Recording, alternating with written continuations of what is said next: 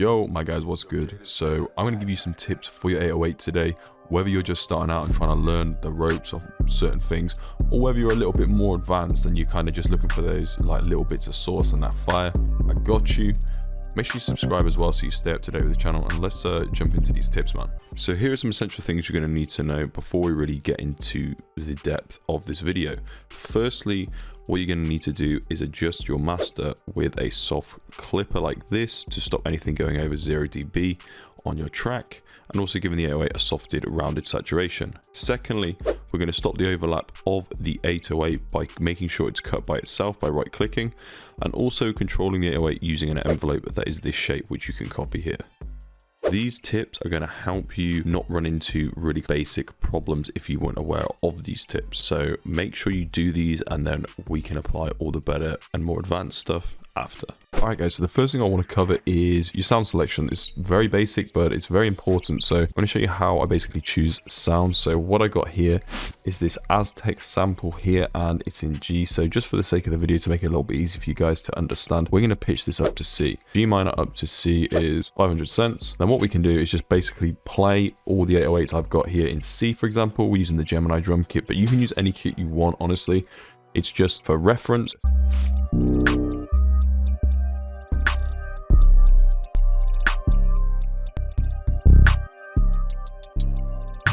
So firstly, let's pick a pattern.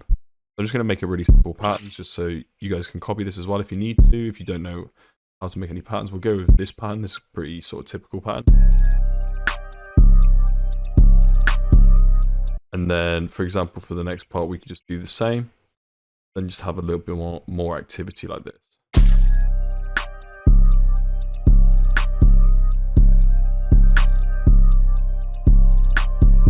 That's pretty simple, and it does the job. So now we've got that, I want to sort of show you, you can use different notes, for example. So let's go like here, we go to G.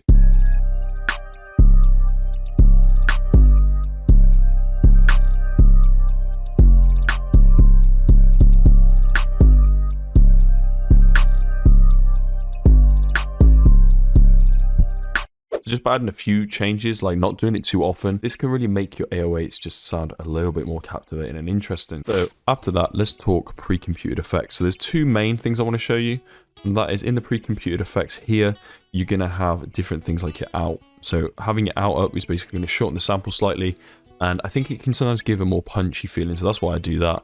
And secondly, you got your pre-computed effects here. When you hit this wrench, you can change all these different parameters, but the ones I mainly focus on is the EQ.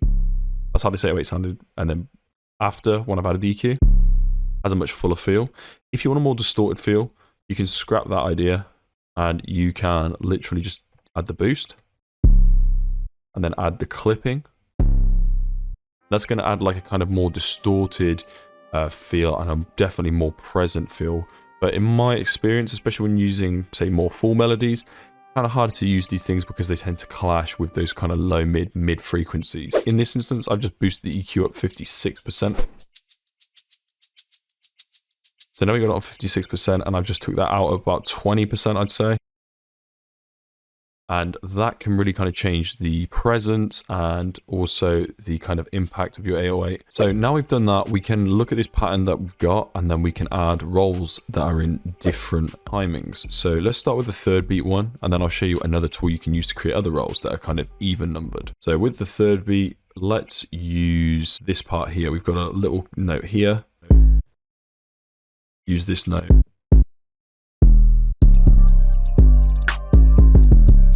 You could also do it in sixth beat like this. Just hit Shift D to kind of get them at the right size.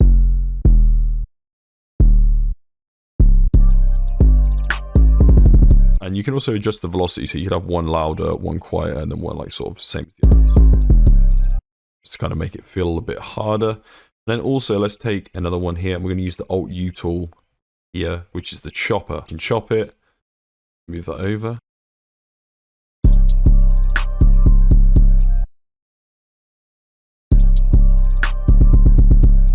That's fire, but I think it would sound better if you stagger it. So hold the right click and just pull that up with the velocity as you want it to be. Completely Fire adds a different sort of rhythm and feel to your 808s and bounce for sure. Okay, so now we've looked at a lot of different things that you can implement together to create something a little bit more interesting that's not too overpowering. I want to kind of talk about slides. Now, obviously, when you hear slides in trap, I think of tracks like Goosebumps by Travis Scott with Wonder Girl slides, and other slides I think of as like drill slides. So I'm going to show you kind of how you get that sort of typical slide that you'd hear in like a track like Goosebumps or a drill track, and then I'll show you how you can create a reverse slide. So they're both really good methods of just spicing stuff up. So here, we're going to use the D note, which is the second note in the scale of C minor, and we're just going to slide it up so you can hear how it sounds. So this is where the note starts, and this is where the slide's going to initiate, and this is where it's going to finish here.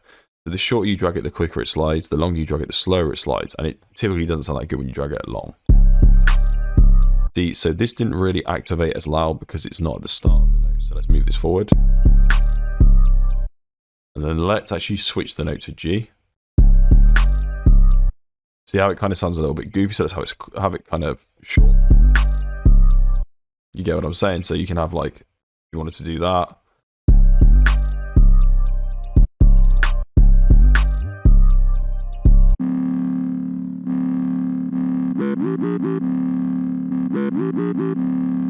Now the more interesting one, in my opinion, is this reverse slide. So what we're doing here is we're taking a note, and the note we're sliding from is going to have 0 velocity. So we're going to select that note and just scroll down until it's literally at the bottom right there on 0%. Then we're going to add this slide here, and this is going to slide for this duration. So you can then again experiment with the slide duration. So this is how this sounds. Kind of interesting, but I want to just shorten it. And what I like to do is like stagger it a little bit later. And instead of using it here, a good way to use it is like here. So just before another note comes in, we could pull this slide just to here. Like this, and then pull it back. Because then it's like more like an impact into the other 808. Then one last tip I can kind of think of that I haven't really seen many people kind of do is this kind of weird slice thing. You chop this really fine like this, and then what I would do is see this arrow that generates when you highlight it. I would hold Alt and it will basically take it down in like a formatted size.